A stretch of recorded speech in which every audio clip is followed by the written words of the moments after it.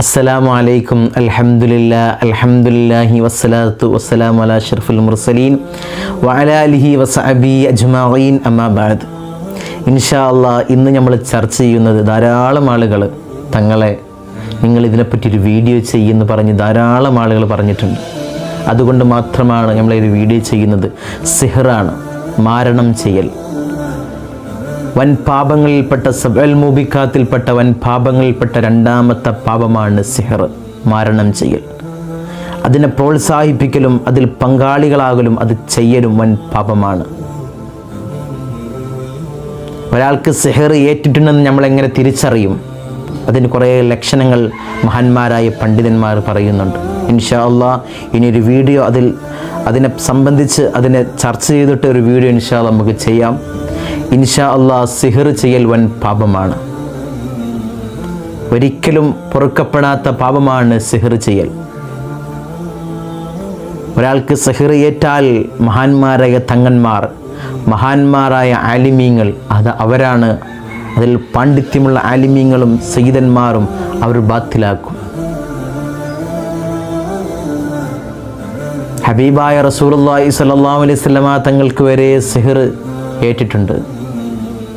റസൂലുള്ളാഹി സ്വല്ലല്ലാഹു അലൈഹി വസല്ലമ തങ്ങളെ റൗള ഷരീഫും ജന്നത്തുൽ ബഖിയും അതിൻ്റെ ഇടയിലുള്ള സ്ഥലമാണ് ബനൂ സുറൈം ഗോത്രക്കാരുടെ, ആദ്യകാലങ്ങളിൽ ബനൂ സുറൈം ഗോത്രക്കാരുടെ സ്ഥലമാണ്. അവരുടെ അവരുടെ പാർപ്പിടവും അവരുടെ തോട്ടങ്ങളും അവരുടെ കിണറും ഒക്കെ സ്ഥിതി ചെയ്ത സ്ഥലമാണ് റൗള ഷരീഫിൻ്റെയും ജന്നത്തുൽ ബഖിൻ്റെയും ഇടയിലുള്ള സ്ഥലം. പോയവർക്കറിയാം, പോയവർ കണ്ടിട്ടുമുണ്ടാകും. ആ സ്ഥലത്തായിരുന്നു ബനൂ സുറൈം ഗോത്രക്കാരുടെ തോട്ടവും അവരുടെ താമസ സ്ഥലവും അവരുടെ കിണറും. ബീർ ദർവാൻ എന്ന് പറയുന്ന കിണറ്റിലാണ് ഹബീബായ റസൂലുള്ളാഹി സ്വല്ലല്ലാഹു അലൈഹി വസല്ലമ തങ്ങൾക്ക് സിഹർ ചെയ്തത്. ഒരിക്കൽ ഹബീബായ റസൂലുള്ളാഹി സ്വല്ലല്ലാഹു അലൈഹി വസല്ലമ തങ്ങൾ ആയിഷ ബിയുടെ കൂടെ ഉണ്ടായിരിക്കുന്ന സമയത്ത് ഹബീബായ റസൂലുള്ളാഹി സ്വല്ലല്ലാഹു അലൈഹി വസല്ലമ തങ്ങൾ ധാരാളമായി ദുആ ചെയ്യുന്നു.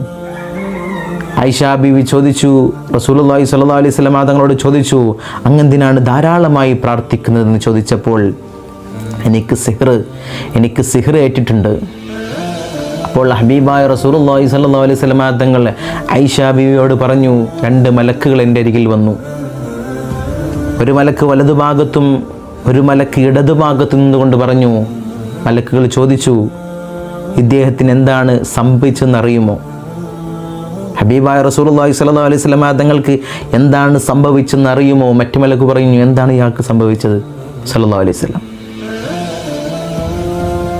ആ മലക്ക് പറഞ്ഞു, ഇദ്ദേഹത്തിന് റസൂലുള്ളാഹി സ്വല്ലല്ലാഹു അലൈഹി വസല്ലമ തങ്ങൾക്ക് സിഹർ ഏറ്റിട്ടുണ്ട്.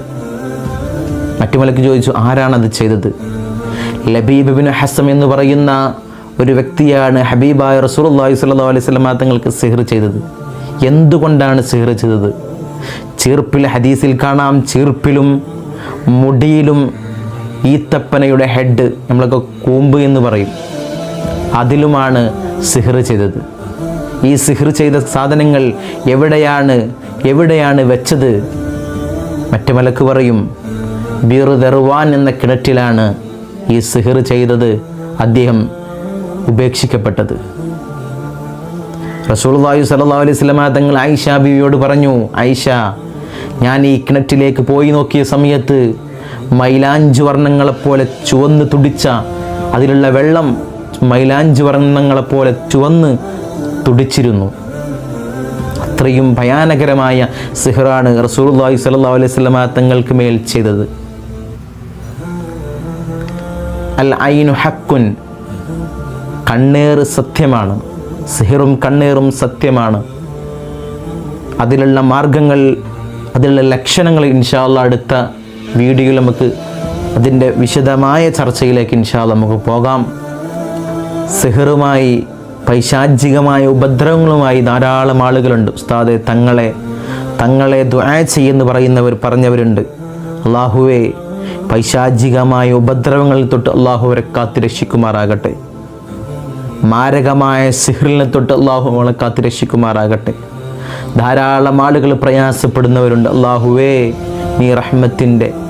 നിന്റെ റഹ്മത്തിൻ്റെ കവാടം അവരുടെ മേൽ അല്ലാഹു നീ തുറന്നു കൊടുക്കണേ തമ്പുരാനെ. അള്ളാഹുവേ അവർക്കിനി നല്ലൊരു വഴി അള്ളാഹുവെ നീ തുറന്നു കൊടുക്കണേ തമ്പുരാനെ.